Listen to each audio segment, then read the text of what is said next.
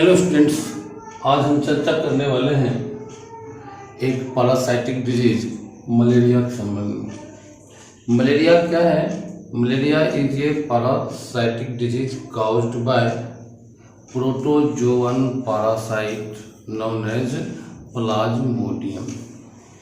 ये प्लाज्मोडियम नाम के पैरासाइट के द्वारा ये बीमारी होती है और इसका transmission mosquito, female anopheles mosquito के द्वारा आता है, उसके काटने से होता है।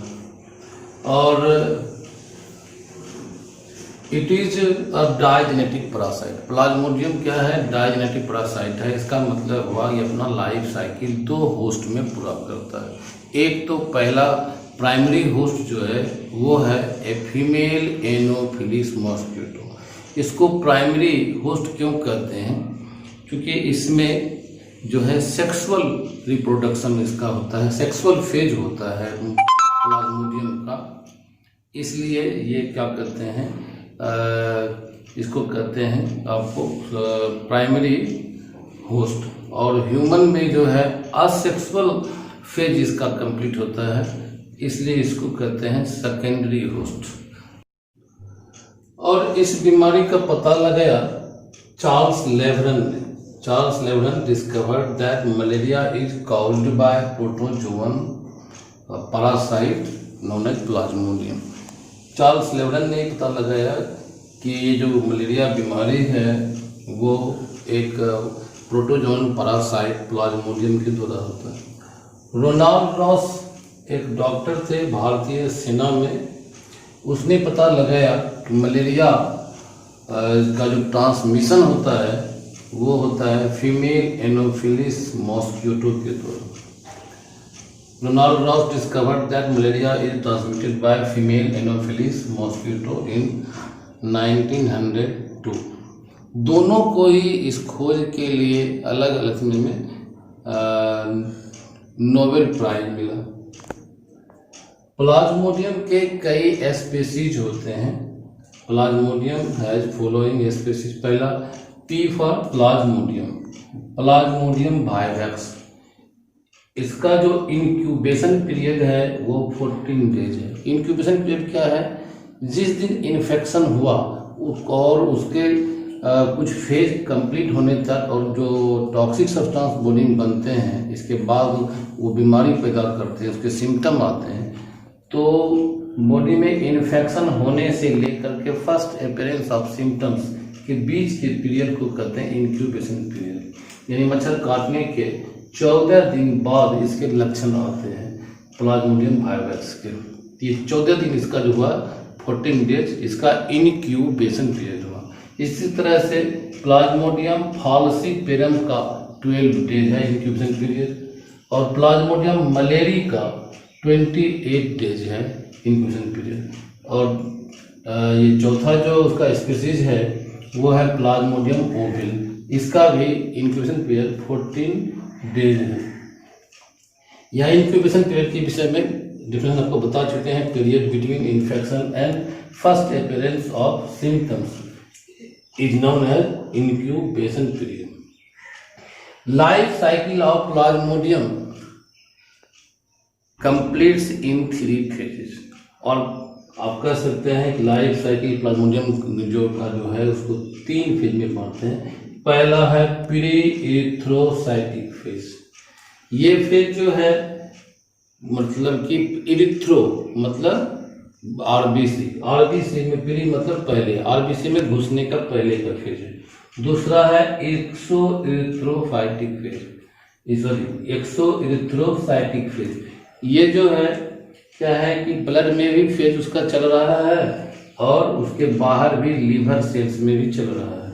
तो जो आरबीसी के पैरेलल लीवर में जो फेज चल रहा है इस पैरासाइट का, उसको कहते हैं एक्सो मतलब बाहर, एक्सो इरिथ्रोसाइटिक फेज। एक्सो किस मतलब आरबीसी के बाहर। और तीसरा है इरिथ्रोसाइटिक फेज, मतलब वह फेज पैरासाइट का जो कि आरबीसी में कंप्लीट होता है, उसको इरिथ्रोसाइट मतलब आरबीसी। तो ये हो गया 3 फेज। अब इसका हम लाइफ साइकिल देखते हैं डायग्राम के माध्यम से। अब हम लोग देखते हैं लाइफ साइकिल ऑफ प्लाज्मोडियम। तो इसके लाइफ साइकिल को जैसा कि बताया कि 3 फेज में बांटते हैं, प्री इरिथ्रोसाइटिक फेज और exo erythrocytic phase and erythrocytic phase. तो प्री इरिथ्रोसाइटिक फेज देखते हैं, और ये फेज मतलब ये फेज जो होता है वो आरबीसी के बाहर होता है। तो जैसे ही कोई इन्फेक्टेड फीमेल मॉस्किटो किसी को बाइट करता है, किसी हेल्दी पर्सन को, तो वो क्या करता है, एस्पोरोजोइट क्या है, ये इन्फेक्टिव स्टेज है प्लाज्मोडियम का, जो इन्फेक्ट करता है एक पर्सन, वो काटने के बाद इसको उड़ेल देता है किसमें, ह्यूमन के ब्लड में, और उसके साथ वो सलाइवा के साथ देता है ताकि वो बर्बाद नहीं हो, डिस्ट्रॉय नहीं हो। एस्पोरोजोइट्स के सर्वाइवल के लिए वो ये सलाइवा रिसेप्टेड करता है, सलाइवा के साथ ये उसको पावर करता है, इंजेक्ट करता है ह्यूमन के ब्लड में, और वो ब्लड की तरफ चला जाता है कहाँ, लीवर सेल में, और लीवर सेल में यहाँ इंटर किया और एक गोल जैसा स्ट्रक्चर बनाया जिसको कहते हैं क्रिप्टोजॉइट। और अब क्रिप्टोजॉइट के न्यूक्लियस डिवाइड करते हैं माइटोटिकली धेर भाव में, तो बनाते हैं क्रिप्टोमिरोजॉइट्स। अब वो लीवर सेल जो है वो रप्चर हो जाता है, और ये ढेर सारे क्रिप्टोमिरोजॉइट्स को साइनोसॉइड में, यानी कि जो स्पेस होता है लीवर सेल पे, उसमें जो कैविटी होता है उसमें क्या करते हैं, इसको रिलीज कर देते हैं। अब ये क्या करते हैं, ये क्रिप्टोमिरोजॉइट फ्रेश लीवर सेल में इन्फेक्ट करते हैं और कुछ आरबीसी में चले जाते हैं। तो आरबीसी में भी इसका फेज चलता है और उसके पैरेलल लीवर सेल में भी फिर से चलता है। तो ये क्या करते हैं, जो फेज लीवर सेल में आरबीसी के पैरेलल चल रहा है उसे कहते हैं एक्सो इरिथ्रोसाइटिक फेज। ये क्या कहते हैं, एक्सो मतलब बाहर, ठीक। अब इसमें जो इनफैक्ट इसको किया लीवर सेल को, फ्रेश लीवर सेल को, फिर ये गोल जैसा स्ट्रक्चर बना गया जिसको कहते हैं मेटाक्रिप्टोजॉइट। अब मेटाक्रिप्टोजॉइट के न्यूक्लियस जो है वो डिवाइड करते हैं ढेर सारे काफी संख्या में, उसको कहते हैं मेटाक्रिप्टोमिरोजॉइट्स। और ये फिर सेल जो लीवर सेल वो क्या होते हैं, ब्रेक करते हैं, बर्स्ट करते हैं और रिलीज करते हैं मेटाक्रिप्टोमिरोजॉइट को। या इसमें से कुछ फिर नए लीवर सेल को इन्फेक्ट करेंगे, उसमें फिर उसका स्टेज चलेगा, और कुछ क्या करते हैं आरबीसी में चले जाते हैं। आरबीसी को इन्फेक्ट किया, देखिए यहाँ पे, और यहाँ पे एक गोल जैसा स्ट्रक्चर बना लिया जिसको कहते हैं ट्रोफोजॉइट। अब ट्रोफोजॉइट जो है ये आरबीसी में कई स्टेजेस हैं, जैसे आपका ये सिग्नेट स्टेज है, एमीबॉइड स्टेज है, इसके बाद क्या कहते हैं ये साइजोंट है, रोजेटी स्टेज है, ये सभी, ये उसके शेप के आधार पर भी कुछ बांटा गया। तो ये गोल स्टेज को कहते हैं ट्रोफोजॉइट।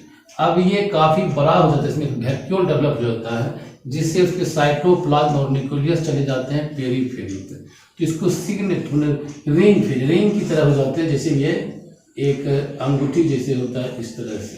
तो ये माने सेल है और ये वैक्यूल बड़ा हो गया, तो साइटोप्लाज्म यहाँ चला गया किनारे पे और न्यूक्लियस यहाँ।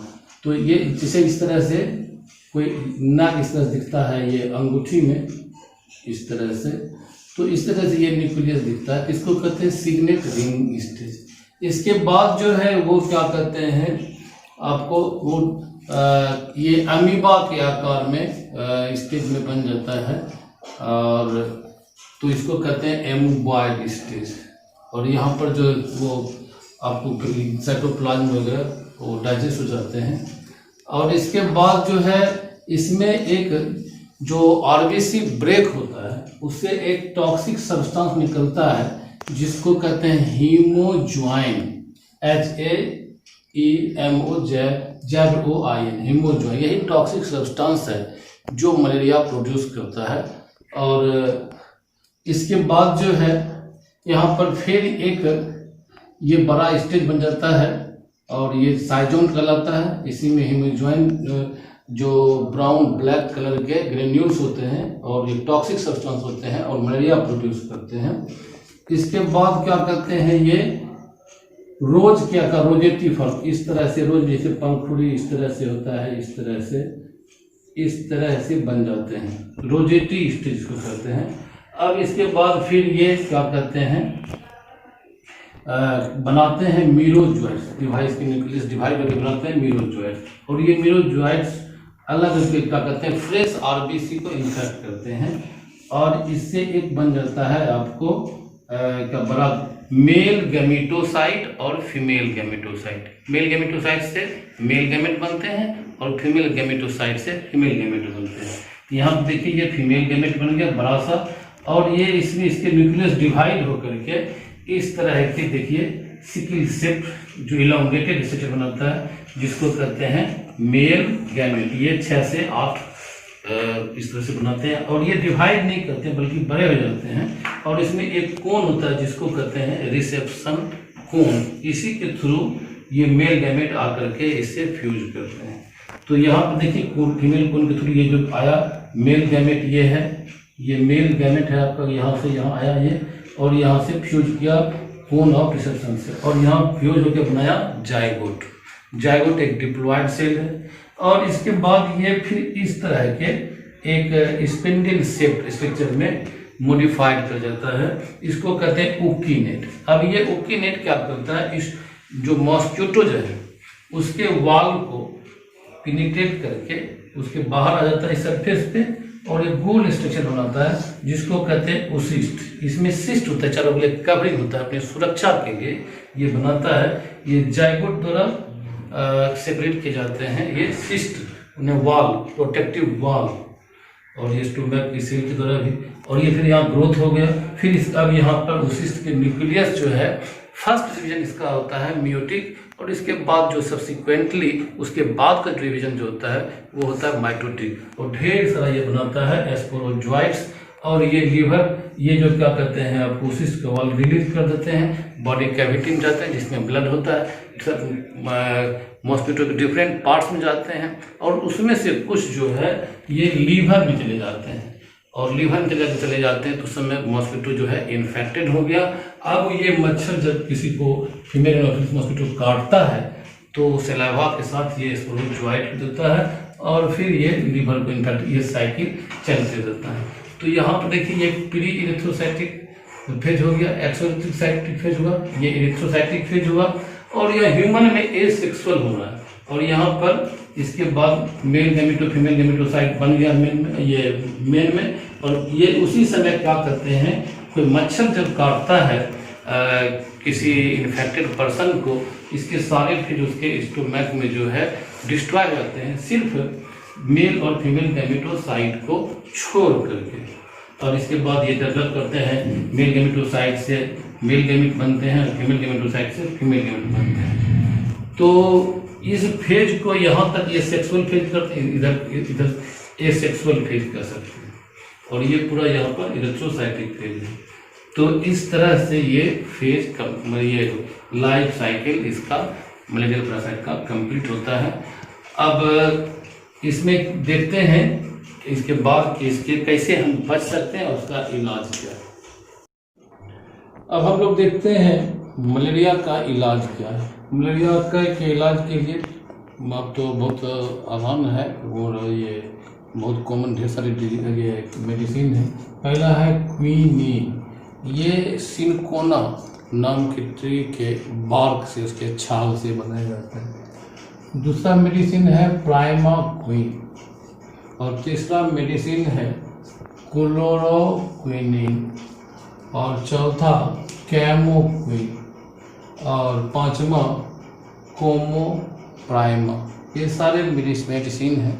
और मलेरिया के जैसा बताया कि इसका लक्षण क्या है कि काफ़ी हाई फीवर आते हैं, लगभग 106 डिग्री फ़ारेनहाइट तक जा सकता है ये फीवर, और काफ़ी ठंड लगती है, और मस्कुलर काफ़ी पेन होता है शरीर में, हर एक और काफ़ी चिलिंग फील होता है, ठंडा लगता है, काफ़ी लगेगा कि रजाई ओढ़ने गर्मी में भी ऐसा ठंड लगता है। और ऐसा होता है जैसा बताया आपको हीमोजोइन नाम के टॉक्सिक सब्सटेंस। तो ये आप हम लोग इलाज भी देखें। अब इसका इलाज मुश्किल नहीं है, कभी मलेरिया को एक अलग डिपार्टमेंट बनाया गया है। मलेरिया इंस्पेक्टर हुआ करता था मलेरिया को कंट्रोल के लिए, बहुत खतरनाक था, लेकिन अभी वो बीमारी बहुत साधारण हो गया इसका, क्योंकि मेडिसिन उपलब्ध है। अब देखते हैं इलाज से ज़्यादा बताता है मच्छर उपाय है प्रिवेंशन, कि मच्छर के कारण होता है तो मच्छर उसको ना काटे। मच्छर काटने से कैसे बचें, इसके लिए आप मॉस्किटो नेट मच्छरदानी का प्रयोग करें, और मॉस्किटो रिपेलेंट क्रीम आते हैं ओडोमॉस वगैरह, उसका प्रयोग करें।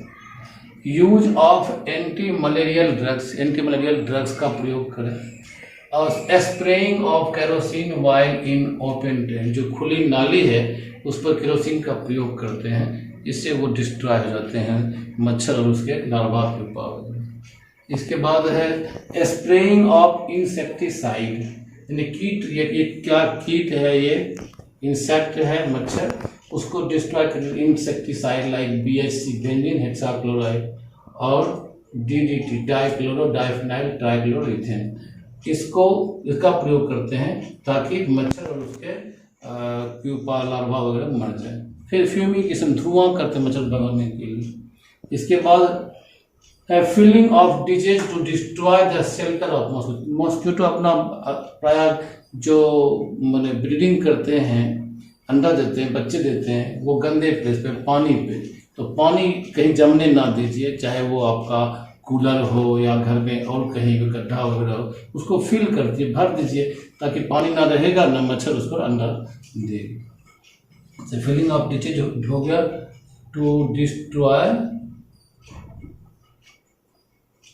द शेल्टर में आश्रय। इसका रियरिंग ऑफ गेम्बूसिया मछली जो होता है वो ये मच्छर के लार्वा प्यूपा को लार्वी होरस होते हैं, खा जाते हैं, इसलिए उसका पालन करना चाहिए ताकि पौंड में, इस तालाब में जहाँ पानी है वहाँ पे मच्छर प्यूपा ना बचे।